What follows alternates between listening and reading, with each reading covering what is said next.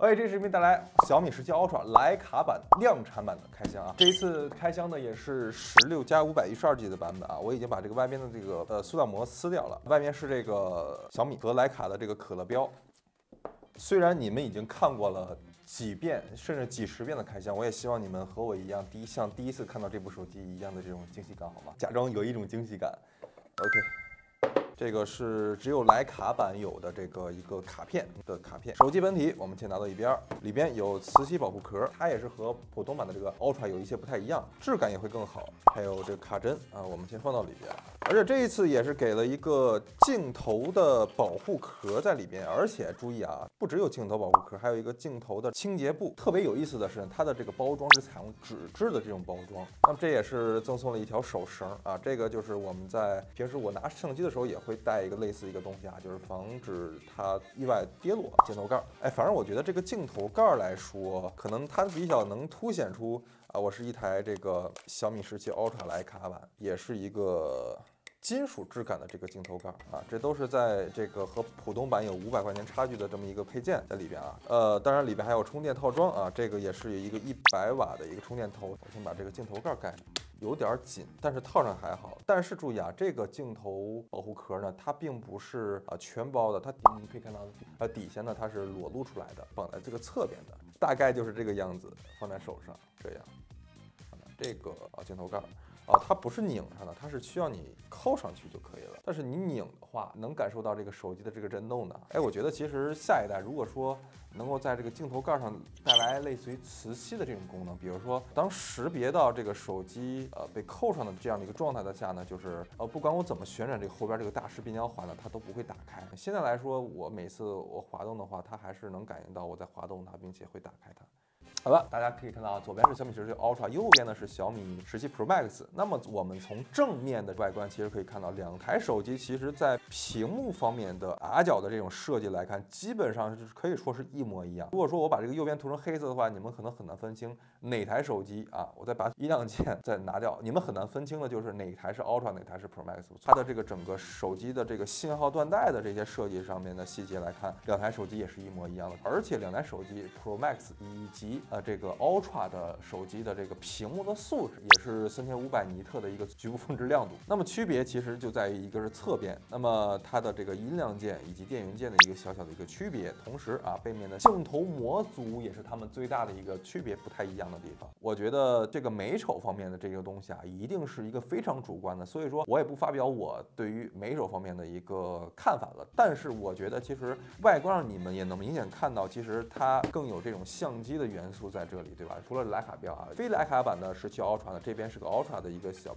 logo 嘛。但是其實從這種相機的這種矩陣設計來看呢，它其實更傾向於影像。但是好處呢，就在於它比上一代更小，並且更靠上一些了。這種握持的話也帶來這種手感上面的一些進步。那麼它和17 Pro Max 還有一點點不一樣，就是它俩的這個重量了啊。这俩其實這也是我剛剛上手的時候第一感受，就是它會更加重一些 ，Pro Max 就會輕一些。然後它倆的這個在手機配置方面都是採用了第5代驍龍8至尊版處理器，所以其實如果說你們在考慮性能的話，其實反而我覺得這並不是他們兩台最主要的。那麼在電池方面呢，也就是17 Pro Max 更大，那麼17 Ultra 呢是6800，這個是7500毫安時，將近差700毫安時的一個電池了。所以說到時候我也會做一個簡單的一個體驗方面一些對比，會對比這台17 Pro Max， 也會給你們在下一期關於這台手機的一個體驗。那麼還有一點啊，這第一頁的主題啊，那麼17 Pro Max 和17 Ultra 有一些差別，我不知道這個是不是普通版的 Ultra 也是這個樣子。反正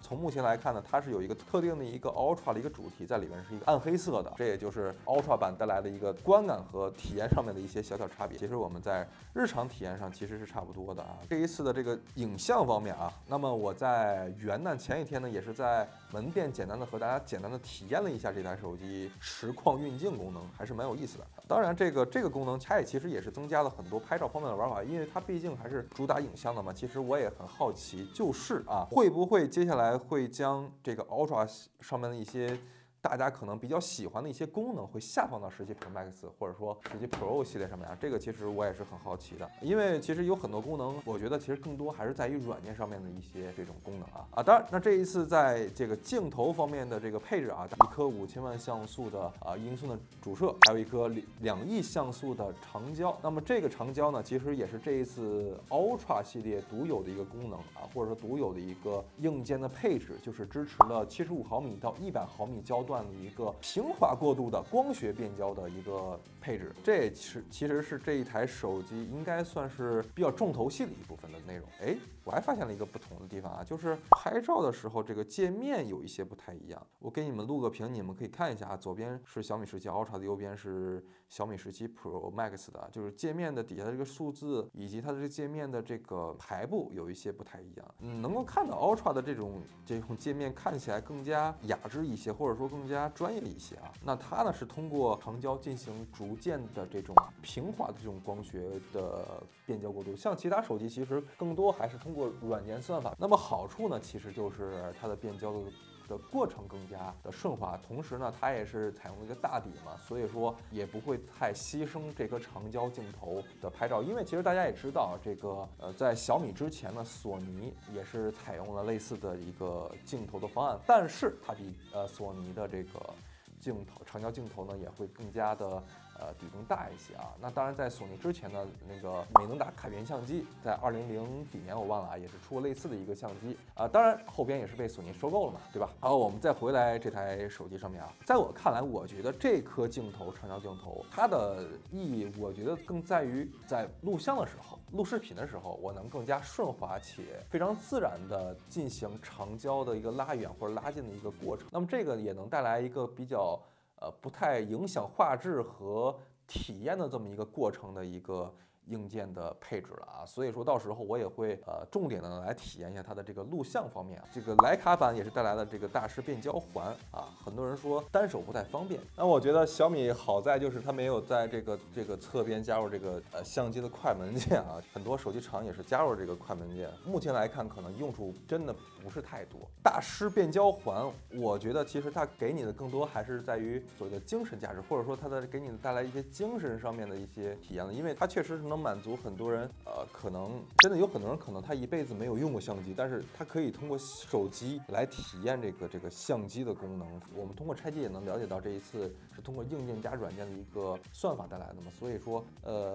這樣的功能其實目前來看不是說聊勝於無啊，我覺得還是能夠帶來一種比較有趣的一個攝影的體驗了。當然，我也會帶來這台手機和它的一些對比，到底是什麼人適合買它，什麼人適合買它。那好了，這以上就是關於小米17 Ultra 的一個開箱的內容了。那如果說也希望能夠給關注這台手機的你有所幫助，我是大龍，我們在下期視頻再見，拜拜。